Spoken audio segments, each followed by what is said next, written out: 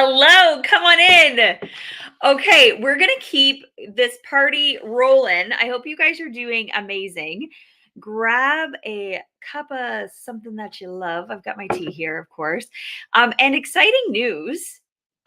Tea with D, like hanging out right now, is moving to a podcast coming very soon to you. I'm very excited. So if you love podcasts, drop that in, and there'll be I want to hear from you. If there's specific things you want to hear about, or interviews that you want to see happen, drop that below too. And if you want to be a guest on the podcast, I would love to have you come join. We're going to be talking about all the things that I love to talk about with you guys here, anyways, and that you've always got for me for the last decade, right? So we'll be talking health, wealth, relationships, business, parenting, life, like basically all the crap that you want to sit down and like have a cup of joe with your friends and chit chat about. So we're going to be catching up every single week. So stay tuned. I'm very excited for that. But this whole month, we've actually been diving into and talking about creating this work life harmony. Okay. Remember, not balance per se, but harmony. Okay. Where you're not having this pull of this or that, right? Because a balance kind of tells us that we're like, maybe here, maybe here. I want you guys where you're going, like, no, I'm not trying to balance everything. Like, I got to take a pebble off this one and go put it on this one, or I got to give up something here or sacrifice something there. That's not what we're going for. What I would love, and when people talk about wanting freedom, because this is what everybody wants is freedom, they're constantly going, how can I make it weave? Because the fact is, right, when we're in one area of our life, the other area didn't stop. We didn't stop thinking about it. We didn't stop wanting to like move the needle forward in it. Just because we're at work, or just because it's not work time right now, it's home time. Okay. So we're on this journey, and I want to take you towards crafting this work life harmony. What's it going to look like? Okay. And in our last discussion, we really explored this and what it means, because when you master this, you're going to start to feel that freedom that you're looking for. Okay. So today we're going to take a deeper dive into some of the really big aspects of this journey. And that is identifying what are your core values and priorities. Okay. Because again, this isn't about self sacrifice. Okay. This is the foundation that harmony is built on. Okay. But you have to know what you want and how you want it to feel. Okay. Your core values are the guiding principles that dictate your behavior. Okay. They help you distinguish between like something that's serving you and something that's not serving you. Okay. They're at your core. And when you identify what these values are, this is what helps to shape your decisions and your actions and ultimately your life's direction. Okay. Without having a clear understanding of what your core values are, it's super, super, super easy to get lost in all the noise, all the demands that life has. You will get lost, you get sucked into them. And before you know it, you're like, dang, the last 10 years passed and I have no flipping clue how it even happened, except for now I just feel burnt out and dissatisfied and unhappy. So if that's what you're going for, probably just tune me out right now. But you deserve, and it's like your birthright to live a joy filled, happy, beautiful life. Okay. So your core values, they should resonate with both your personal life and your professional life. Okay. And for some of you, like I know as I've been talking to you about, this journey, you're like, but my workplace, like if you're not resonating with it, it's likely because their values don't match your values. And it's not good or bad, right or wrong. There is a place out there where they will match your values. Everybody has a place, but it's not settling just because it's like, oh, well, now I'm already, 10, 15 years into this. I may as well just stick it out. And it's like, what, to go another 15 years not working in a place that resonates with your values? Like, that doesn't make sense either. Okay. Like, there's a place for everybody, there's relationships for everybody. Right. But if integrity, for example, is a core value of yours, it should be evident in how you conduct yourself at work, how you interact with your family, how you make decisions. Like, this is, it'll be super evident that this is a value. Like, for me, communication is a massive, like, it's probably my number one value. Communication. Just doesn't matter what you're communicating to me, just give me a heads up, right? Or like, even if I text somebody and they don't text me back within like even like a week, like, I'm not even saying you need to do it within a day, and I like text again, just, oh, maybe if they're like me, I always just like to assume, maybe you're like this too. I like to assume that, like, their kids came in, and because that happens to me all the time, I check a message. Okay, if you don't hear back from me, it's likely because my kids came in and were, or they're like, this guy was falling and I needed to put down my phone. Okay. And then I forgot about it. So, and just shoot me a little heart or whatever, bring it back to my radar. So I do this, like, I practice this, right? So if someone doesn't message me back, I'm like, that just drives me bonkers, because I'm like, dude, just even say busy. I don't know, like, whatever. Like, I know this is a value of mine, and for me, like, the way I work, like, whether I'm talking to my team at the Pursuit Institute, or I'm like talking to a family member, it doesn't matter. Like, you'll hear from me, and if you don't, assume I'm dead. I don't know. Like, communication's just super super important. And whenever I find that I'm feeling conflict, when I'm feeling like, oh, this feels super uncomfortable, it's always because my values aren't matching their values. Period. That's it. And it's for you too, as humans. This is what we do.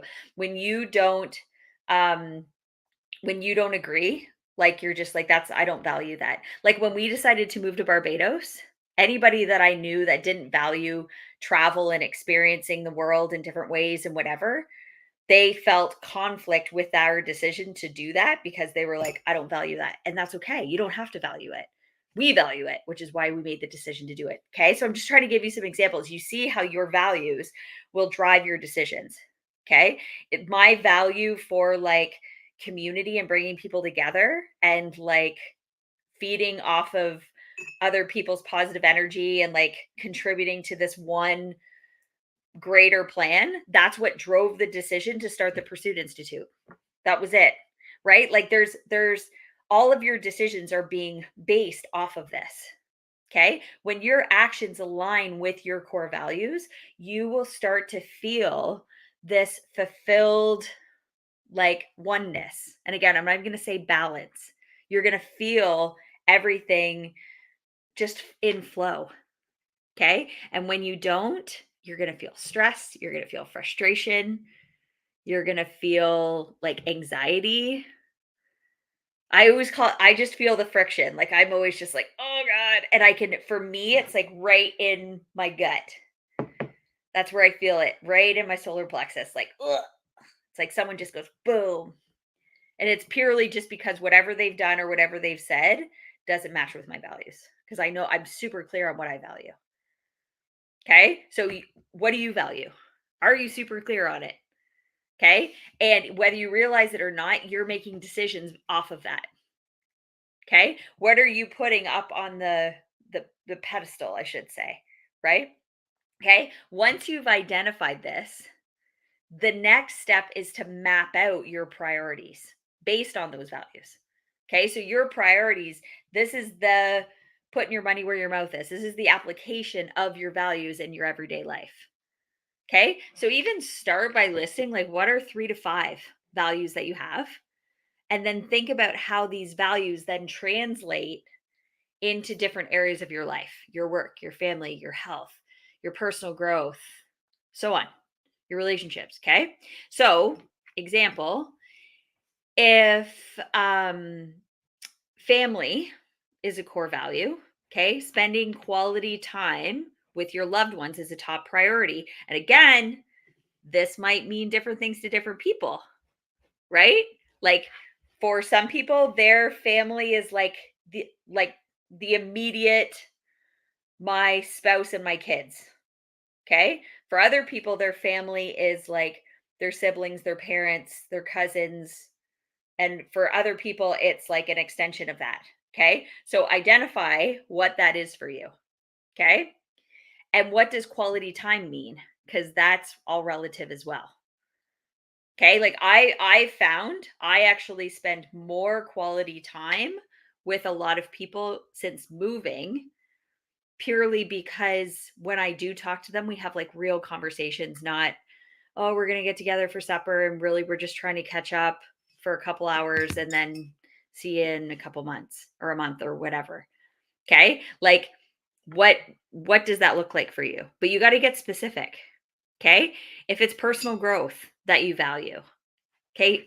Do you set aside time to learn and study yourself and the universe and your place in this universe? And do you do that? What does it look like? Or does it look like, picking up your personal development book? What a great one this is. You can't mess this up. That's pretty brilliant, right? But you pick it up, you put it down, and you what? Don't do anything with it? Like do you value your personal growth or do you value being able to say that you picked, oh yeah, I read that book. Oh yeah, I read that book. Okay. Millions of people have read Think and Grow Rich. There's not millions of millionaires. Why not? Right? There's not, everybody has access to these tools, but they're like, oh, I picked the book up and I read it. Okay. So what do you value? Okay. But then, so once you've kind of looked at what am I going to do to fill that gap, then you can create like almost like a visual map so that you can see where your time and energy is currently being spent. I always say, honestly, just grab your calendar from the last 6 months and your bank statement, where you're spending your time, where you're spending your money. Okay. And then in all the areas of your life, kind of draw a circle around each area of your life and label it with the priority. Okay. And note the specific actions and commitments that you're going to take that align with that priority. We call it getting in praxis, where your thoughts, your feelings, and your actions are all in alignment. This is a big step that people are missing. So they go, oh, yeah, this is what I value. This is what I want. And then they're not willing to do anything about it. Or they're not willing to like grow into that person that becomes the person that actually has those things. Okay. Your alignment with it is crucial. Okay. So once you have those priorities mapped out, it's time to make sure that your daily actions, you get to hit restart every day, not just on Monday or January 1st or September 1st or whatever this arbitrary date is that we all kind of muster up. Okay. This is about harmony. This is where it starts to come into play. Okay. So if you take a close look on how you spend your time and your money every day, are your actions in alignment with the priorities that you identified? And it's the best part, guys. It's a yes or a no. It's not a, oh, like your habits, your habitual way, or your version of Linda will try to justify, oh, it's because this came up, or I'm saving for a rainy day, or I'm blah, blah, blah, blah, blah, blah, blah, blah, blah, blah, blah, blah, blah. Okay. There's always a reason for everything. We are excellent at justifying why we do anything. But those justifications aren't going to get you where you want to go. Right? So if health is a priority and you look at your calendar and you're not finding time to exercise or meal prep or do anything that has to do with health, mental health and or physical health, like consider how you can shift your schedule to make room for these activities. The only reason you're not doing them is not because you don't know better. Anybody who wants to get healthier knows to plan ahead for meals and to move their body every day intentionally. Everybody knows this, but nobody does it. This is why we have like a rising epidemic of like obesity and heart disease and cancer and diabetes and like all the things. Everybody knows how to prevent these things, but nobody's doing it. Okay. One super effective strategy to help you is to create a daily or weekly plan that actually includes time blocking for your priorities. Okay. If you don't prioritize what you want to change, be prepared for it not to happen.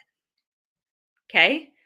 Another awesome practice that absolutely changed my life was making no a complete sentence unapologetically. I know this was like, I was Dylan the yes man Miller. Okay. Feel okay with saying no to activities or requests that don't align with your core values. Like I would take on everything just because I didn't know how to say no and I was a chronic people pleaser. So I just said yes to everything and hoped for the best because I was willing to sacrifice my own self in order to have to get to say yes. Okay. Get in the habit of like now, people will hear it quite often. Me say, I'm going to say no, but I'll let you know if that changes. Like that's my automatic answer now. I'm going to say no, but I'll let you know if that changes. Unless it's like a hell yes. Okay. But in my experience, if it's not a hell yes, it's a hell no. Doesn't align. Not interested. And it doesn't mean that your idea is crap and that nobody's going to want to do it. It just means that it's not for me. And that's okay. Okay, when you like that in itself helped to create this like seamless ah, going through where I get to do all the things in my life that I value. You get to do things in your life that you value, and it doesn't make mine right or wrong. It doesn't make yours right or wrong. Okay, when you are in alignment with your values, the next key thing is to release the judgment you have of how you did things up until now and release judgment of what other people think their values are.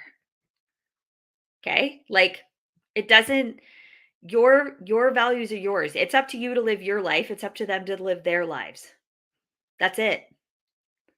That's it. Like that it gets to be that simple. Like stay in your own lane. Whenever you guys see me saying or you read a post or you do and I'm like stay in your own freaking lane for crying out loud, please. Stay in your own lane. It's like decide what it is that you value. Get yourself in the environment of other people that value that. Like that's honestly why we have the 2% club. Cuz I'm like I couldn't find the community that I needed that like resonated with what I was trying to do. And so we created the 2% club. So I get to hang out with people every day that are growing themselves. We don't all have the same goals, but we're all going for something bigger than us. All the coaches I get to work with at Pursuit Institute, not everybody has the same goals. We all have service goals, but we do it in a way that like feels good. That's what it's about. And there's enough awareness within the group that if something stops feeling good, we stop doing it. Okay? How do your daily activities align with your values? And which areas of your life are feeling most misaligned with your values? What part is just really important that you're like, I'm not fulfilling that right now? And your personal development, that might be your area. A lot of people think they're doing personal development, they're actually not. Or they're like, oh no, I have self care because they have benefits. So they go get a massage once a month. That's not personal development. That's going to get a massage or that's going to the chiropractor. Oh, well, Dalit, I picked your book up. You can't mess this up. Yeah, I read it. I read it. It was good. It's good. This is what I got out of it. Awesome. Guaranteed. If you say that to me, you guys, which I always want to hear from you guys, when you read the book, okay, message me. I honestly adore, love, I love, love, love hearing from everybody. But I'm going to ask you, what are you going to do about it now? Like, if it was in alignment with you, how are you going to take that to the next level? Because that's the key piece. It's the key piece. Okay. I want you guys to spend some time getting together what are your core values and how can I align my actions with those. Okay? And next time on Tea with G, we're going to talk about specifically using some time, how would you say, time management skills? We don't really manage time. We manage activities. Okay. We're going to talk about this because in the flow, this is a big thing that y'all have been saying has been kind of a thorn in your side. So, um, like I said, guys, super thanks for joining me. Thanks for having a tea with me. Like I stopped talking long enough to drink my tea. Here we go. And stay tuned. Tea with D is coming in at a podcast. Very exciting. And if you haven't joined us in the Pursue You app, okay, download it on front, go to your app store, download Pursue You. It's a free app. Okay. And just choose your path. If you want to come hang with us in the 2% Club, we're there too. Awesome. Have a great day, you guys. I will see you later.